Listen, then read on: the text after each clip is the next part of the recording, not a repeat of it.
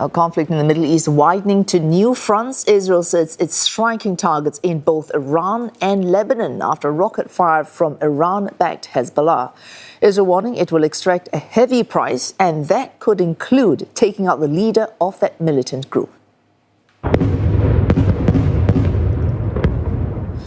And strikes rocking Lebanese capital Beirut before dawn. The health ministry says at least 31 people have been killed and 149 injured. It's the first time in more than a year that Hezbollah is claiming responsibility for a strike against Israel. Joint US and Israeli attacks that started Saturday have killed key political and military figures in Iran, including Supreme Leader Ayatollah Ali Khamenei. Israel is expecting, quote, many days of combat, but has ruled out a ground invasion for now. Hezbollah פתח באש אתמול בלילה. הוא ידע מה הוא עושה. הזהרנו אותו. הוא ישלם על זה מחיר כבד. אנחנו ערוכים היטב. גייסנו קרוב ל100,000 אנשי מילואים, עשרות גדודים, חטיבות, אוגדות, ערוכות בהגנה על גבול הצפון, וערוכות לכל האפשרויות, בהגנה ובהתקפה. כל האפשרויות על השולחן. אנחנו מקיימים מערכות מצב, וכל האפשרויות על השולחן.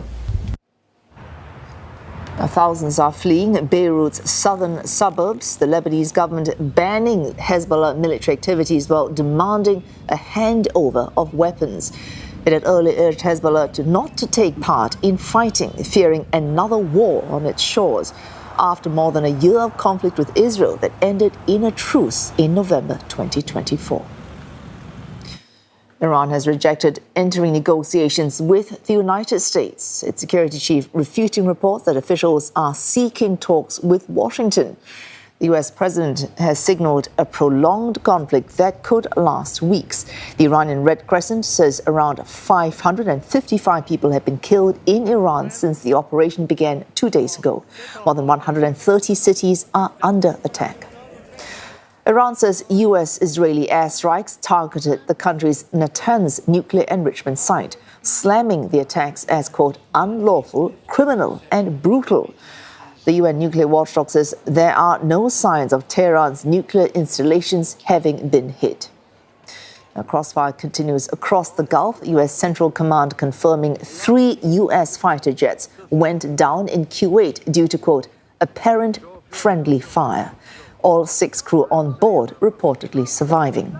Fresh explosions heard across Doha, Dubai and Manama. Qatar says it has intercepted Iranian attacks targeting civilian infrastructure, including the international airport. Doha says it's not currently engaging with Tehran, but stressed Iran has a price to pay. Saudi Arabia's state oil giant Aramco has temporarily shut its Ras Tanura oil refinery after a reported drone strike. The facility is one of the world's largest, with the capacity to process more than 500,000 barrels of crude every day. Kate Fisher's following developments for CNA from Washington, D.C. and Blake Sifton from Dubai. And let's start with you, Kate. Central Command in the U.S. confirming the downing of warplanes in Kuwait. What facts do we have on that?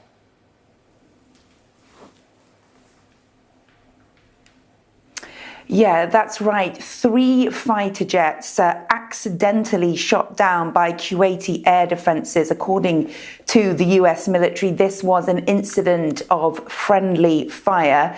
They were F-15E Strike Eagle fighter jets. The US military saying that the cause of this is still under investigation, but that it was a friendly fire incident. I've got a statement here from the Pentagon which says that during active combat that included attacks from Iranian aircraft, ballistic missiles and drones, the US Air Force fighter jets were mistakenly shot down by Kuwaiti air defences. That is from US Central Command. They go on to say that all 6 crew ejected safely and have been recovered, and they are all in a stable condition. Kuwait's acknowledged this incident, according to the US, and the US says they are grateful for the efforts of the Kuwaiti Defence Forces and their support in this ongoing operation. So it looks like, certainly from the US and Kuwaiti point of view, that this was a friendly fire incident, but it just shows, again, 3 days into this combat, the risks that are involved for US service personnel. This follows the deaths of 3 US service personnel on Saturday, and we are just in day 3 right now. Blake, let's bring you in. The risks definitely there and growing, given that Hezbollah, Iran-backed Hezbollah, joining that fight against both Israel and the United States. What's the latest on the war on that front?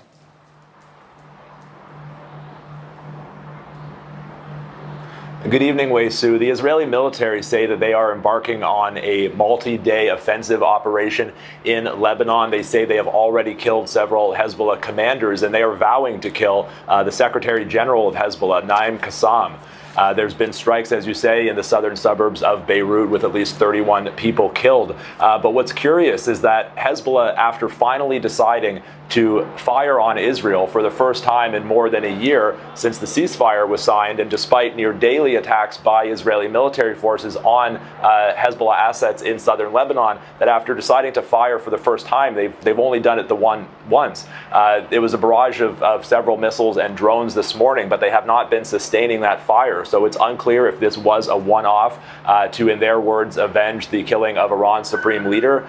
But the situation, of course, is developing quickly and is essentially deteriorating because even if Hezbollah only intended to fire once, the Israeli military is going forward as if this is a new war, a new campaign.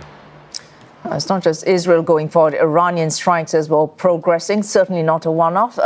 What's not just hitting Israel, but Arab states across the Gulf? What's that like?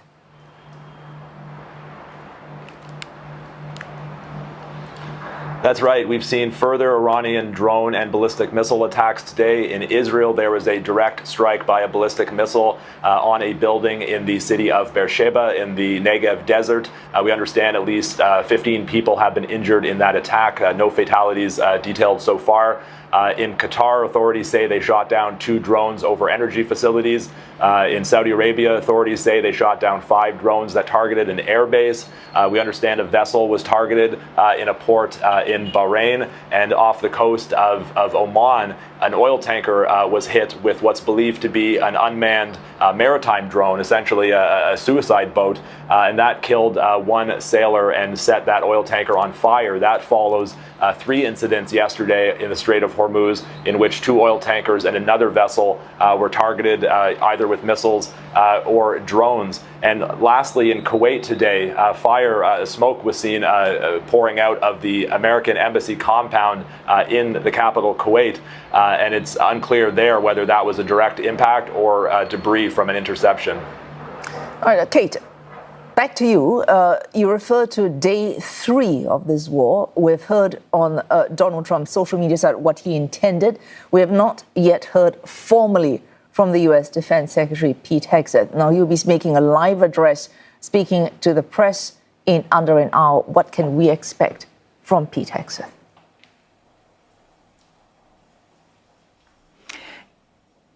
Yeah, not only have we not heard from Pete Hegseth, we haven't really heard from any senior member of the Trump administration that's not been in a recorded message or comments to the press. Donald Trump himself has not appeared in front of reporters since this conflict began. So this will be the first opportunity for reporters to ask questions of senior members of the Trump administration about this military action.